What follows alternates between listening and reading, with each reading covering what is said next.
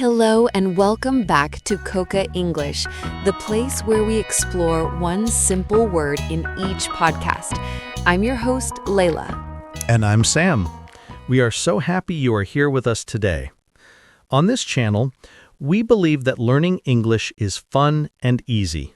We take one word and look at it from all sides, just like looking at a beautiful stone. That's right, Sam. We look at its different colors and shapes. And today we have a very small but very important word for you. It's a word with more than one life. Are you ready? I'm ready.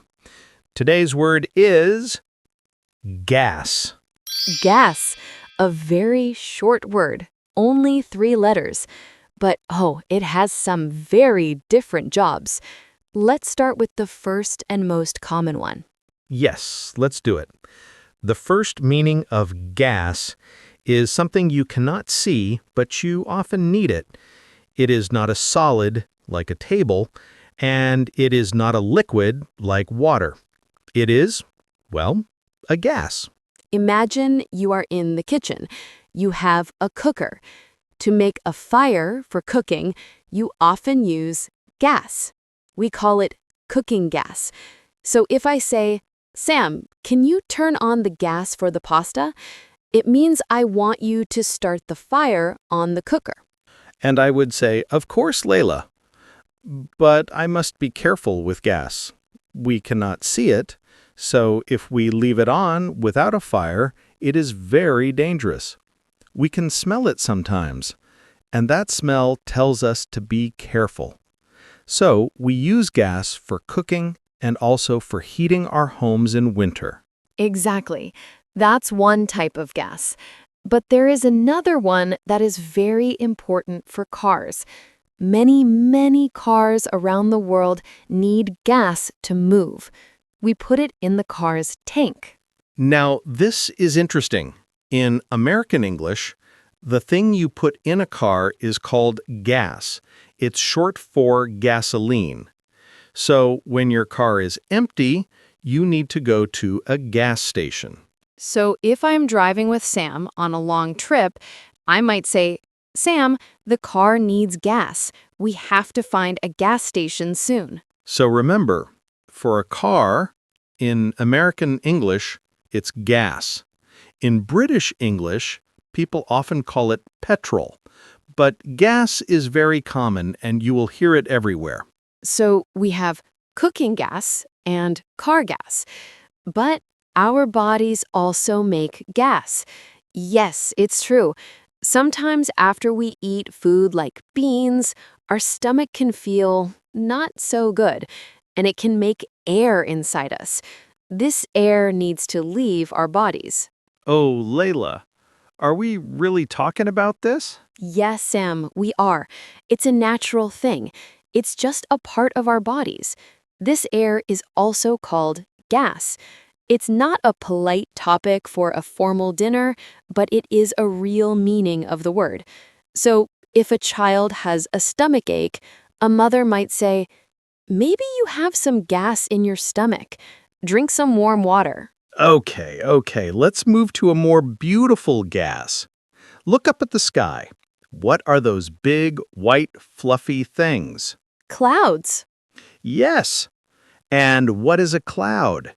It is made of very small water drops. But before it becomes a cloud, the water is in the air as a gas. We call that gas water vapor. So, the steam from your hot tea or your hot shower is a gas. You can see that one. Wonderful. So gas is everywhere, in our homes, in our cars, in our bodies, and in the sky. Now let's talk about how we use this word in simple sentences. Good idea. Let's start with car gas. My car is low on gas. We need to stop for gas. The price of gas is high today. Now for cooking gas, our new house uses gas for cooking. Please turn off the gas after you finish.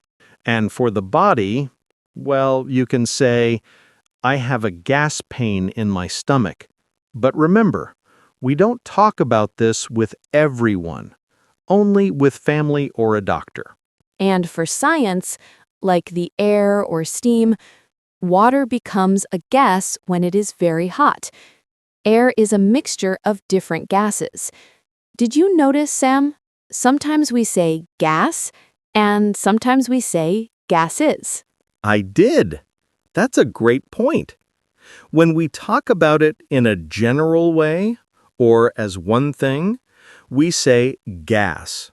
For example, air is a gas. But when we talk about different types, we say gases. There are many different gases in the air we breathe. Perfect. So, to review, gas is a word for 1. The thing that makes fire on your cooker. 2. The thing that makes your car go in American English. 3. The air that can be in your stomach and make you feel uncomfortable. 4. A state of matter like air or steam that is not solid or liquid. It's a busy little word. It really is. And it's a word you will see and hear often in English. So we are very happy we could explain it to you today. We hope this was helpful and fun for you. Learning a word like gas is great because you can use it in so many situations. Now it's your turn. Yes, your turn to practice. We have a simple homework for you. It's very easy. In the comments below this video, we want you to write a sentence. That's right. Use the word gas in a sentence. You can write about your car, about cooking, or anything you like. For example, you could write, I need to put gas in my car tomorrow, or my father cooks with gas. We will read every single comment. We love to read your sentences and see you using English. So please say hello and write your sentence with the word gas. Thank you so much for listening today. You are doing a great job learning English. Keep going. Don't forget to like this video if you enjoyed it and subscribe to Coca English for more simple word explanations. See you in the next episode. Bye for now. Bye.